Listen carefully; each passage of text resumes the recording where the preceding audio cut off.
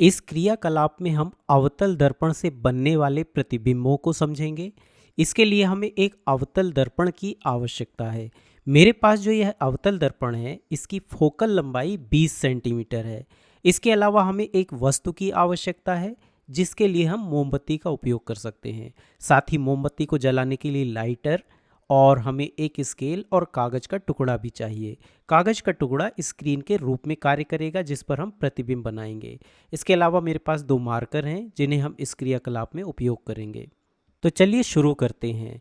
मेरे पास जो 2 मार्कर हैं उनमें से एक मार्कर 20 सेंटीमीटर की फोकल लंबाई पर रखा है और दूसरा दूसरी फोकल लंबाई यानी 2F पर है। दूसरी फोकल लंबाई वक्रता केंद्र है जो 40 सेंटीमीटर की दूरी पर है। तो प्रतिबिंबों को समझने के लिए हम मोमबत्ती को पहले दर्पण और फोकस के बीच में, इसके बाद फोकस पर और फिर F तथा 2F के बीच में और अंत में हम दूसरे फोकस के आगे भी रखेंगे। तो सबसे पहले हम जलती हुई मोमबत्ती को दर्पण और फोकस के बीच में रखते हैं। आइए पहले इस स्थिति को किरण आरेख बनाकर समझते हैं। तो ये दर्पण है, ये दर्पण का मुख्य अक्ष है, यह इसका फोकस है और यह 2F है जो वक्रता केंद्र भी है। अब मान लीजिए कि वस्तु फोकस और दर्पण के बीच में है, जैसा यहाँ जलती हुई मोमबत्ती को दर्शाया गया है। अब यह ज्ञात करने के लिए कि प्रतिबिंब कहाँ बनेगा, हमें मोमबत्ती से इस दर्पण पर 2 किरण बनानी होंगी। अब मान लीजिए कि यह पहली किरण है। यह किरण मुख्य अक्ष के समानांतर जाती है और दर्पण से टकराने के बाद फोकस से होकर गुजरती है। इस दर्पण में जो किरण मुख्य अक्ष के समानांतर होती है वह दर्पण से टकराने के बाद फोकस से होकर गुजरती है। इसके बाद मान लीजिए कि दूसरी किरण दर्पण के केंद्र पर आपतित होती है। अतः परावर्तन के नियम के अनुसार यह इसकी परावर्तित किरण होगी। अब दर्पण से वस्तु का प्रतिबिंब उस स्थान पर बनेगा जहां ये दोनों किरणें आपस में मिलेंगी, लेकिन इस मामले में ये दोनों किरणें अपसरित हो रही हैं, इसलिए ये कभी नहीं मिलेंगी। लेकिन यदि हम इन्हें दर्पण के पीछे की ओर बढ़ाएं तो हम कह सकते हैं कि ये किरणें दर्पण के पीछे मिल सकती हैं। इसका मतलब यह है कि इस मामले में हमें वास्तविक प्रतिबिंब नहीं मिलेगा, इसके बजाय आभासी प्रतिबिंब मिलेगा। आइए देखें कि यह स्क्रीन पर कैसा दिखेगा। तो यहाँ हमें पर्दे पर कोई प्रतिबिंब नहीं दिखाई दे रहा है, लेकिन यदि हम दर्पण के अंदर देखें तो हमें एक प्रतिबिंब दिखाई देता है और यह प्रतिबिंब वस्तु से बड़ा है। यह वास्तव में आभासी प्रतिबिंब है। चलिए अब इसे किरण आरेख पर देखते हैं।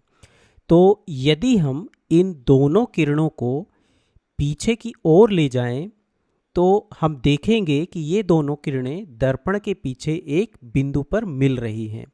यहाँ पर हम उस बिंदु को देख सकते हैं। इसे थोड़ा और पीछे ले जाएं तो ये हमें यहाँ पर उस बिंदु को हम देख सकते हैं, है ना। यहाँ पर ये किरण मिल रही हैं और यहाँ पर जो प्रतिबिंब बन रहा है वह वस्तु से काफ़ी बड़ा बनता है।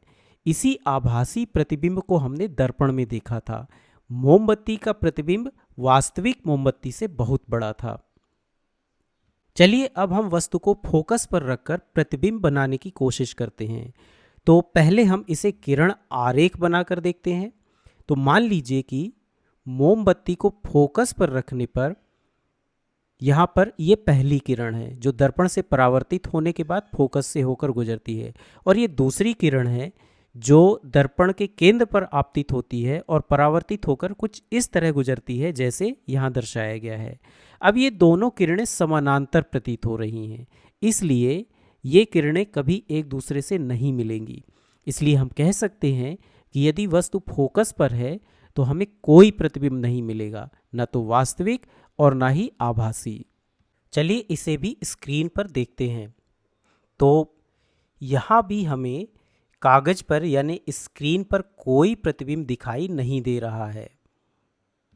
आइए अब हम वस्तु को फोकस और 2F या वक्रता केंद्र के बीच में रखकर प्रतिबिंब का पता लगाते हैं।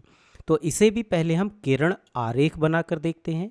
यहाँ यदि वस्तु को फोकस और 2F के बीच में रखें तो मान लीजिए कि यह पहली किरण है और यह दूसरी किरण है जो इस तरह जाती है। इसलिए यहाँ ये दोनों किरणें 2F से आगे मिलती हैं। इसलिए इस मामले में प्रतिबिंब 2F से आगे कुछ इस तरह बनेगा जैसा कि यहाँ पर दर्शाया गया है। हम देख सकते हैं कि यह प्रतिबिंब उल्टा है और वस्तु से काफ़ी बड़ा है। चलिए इसे भी स्क्रीन पर देखने की कोशिश करते हैं। तो यहाँ हम स्क्रीन पर एक लौ देख सकते हैं, है ना। हम मोमबत्ती के प्रतिबिंब को देख सकते हैं। यह एक वास्तविक प्रतिबिंब है जो वस्तु से बड़ा बन रहा है।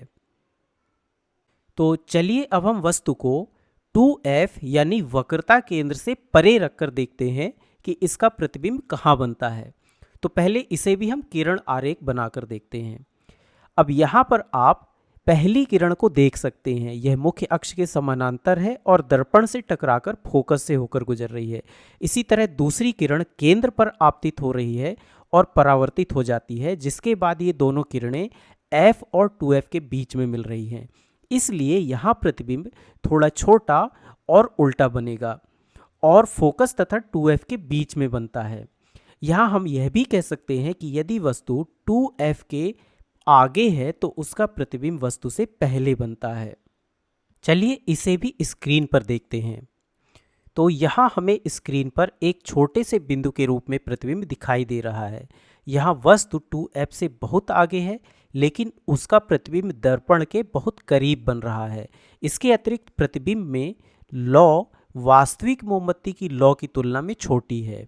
यह एक वास्तविक प्रतिबिंब है, हालांकि यह उल्टा है और वस्तु से छोटा भी है।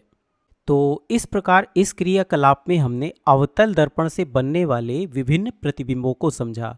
आप भी एक अवतल दर्पण और यहाँ बताई गई अन्य चीज़ों की सहायता से आसानी से यह क्रियाकलाप अपने घर पर या कक्षा में भी कर सकते हैं।